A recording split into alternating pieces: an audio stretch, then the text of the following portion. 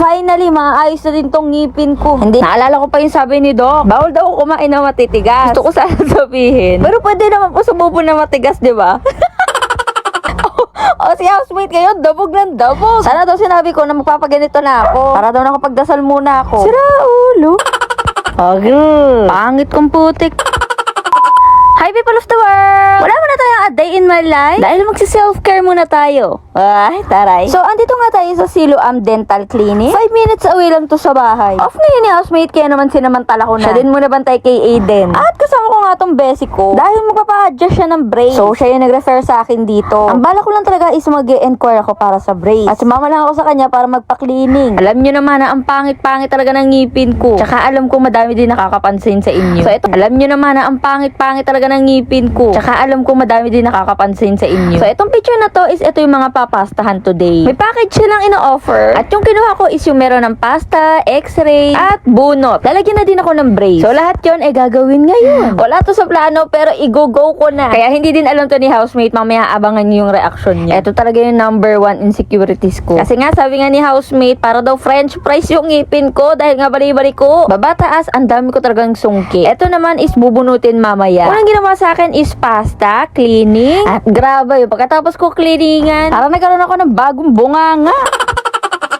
Sabi ni Doc, every 6 months daw dapat nagpapa-cleaning. Diyos ko, yung last cleaning ko, grade 5 pa ako. Wala naman kasing budget sa ganito, no? O, ngayon meron tayo kahit papano. Igaw na natin dahil ang dami na itong pinagdaan ng bunganga ko. Okay. Pangit kong putik.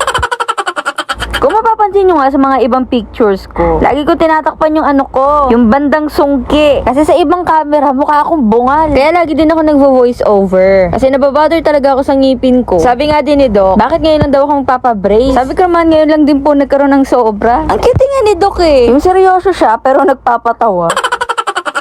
Eto nga, nilalagyan na ako ng bracket. Inner me is sobrang saya ko talaga. Dahil finally, maayos na din tong ngipin ko. Hindi na ako mahihiyang magsalita sa camera. Lalo na ngayon, nasa vlogging era na tayo. Pag medyo umayos-ayos na to, magta-try na ako mismo magsalita sa vlog. Syempre, magkakaroon na din ako ng confidence, 'di ba? Sabi sa inyo pag may gusto kayo, samahan nyo lang ng kilos. Step by step, makukuha nyo din yung gusto nyo. O, simula ngayon, pagpasyensyahan nyo na kung bulol na ako sa S. Dahil naka-braces na tayo ngayon.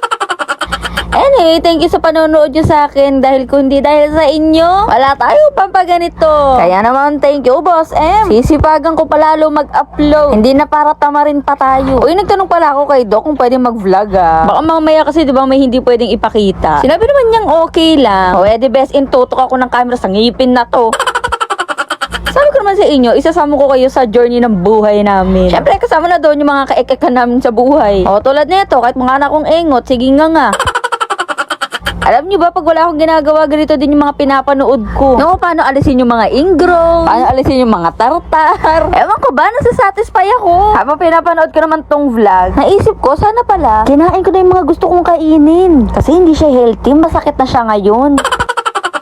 Literal na hindi ako makakagat. Pero bang ang sakit ang buong pagkatao ko, gano'n? Alam niyo naman, si OA na tao ako. Naalala ko pa yung sabi ni Doc, bawal daw kumain na matitigas. Gusto ko sana sabihin. Pero pwede naman po sumubo na matigas, di ba? O si housemate ngayon, dabog ng dabog. Sana daw sinabi ko na magpapaganito na ako. Para daw nakapagdasal muna ako. Sira ulo. Eto nga, nakabitan na ako ng brace. Next naman nagagawin ay bubunutan na ako ng ngipin. Sa wakas, matatanggal na itong isang bulok ko. Pero may dalawa pang bubunutin. My God! Tis, ganda ka talaga, Mi. And finally, I'm done. Napaka-smooth ng pangyayari. Ang bilis ni Doc. Ang galing. At syempre, nagbabay ako dito sa bulok na to. Pumirma din pala ako ng contract dahil ito ay 2 to 3 years. Bago umalis, may mga pinaliwanag muna sa akin. And yeah, I'm so happy. Balik tayo ulit dyan after 1 month. Dahil nga hindi to alam ni housemate, eto, tinignan ko yung reaction niya. Kaso nagnono mo pala. May tugtog kasi, kaya nakamute. Baka makapirate na naman tayo. Bush, gulat chi. Mga oras yan ay nagpapaliwanag ako. Kaso nakakabulol pala talaga. Ang damuhong nyun daw.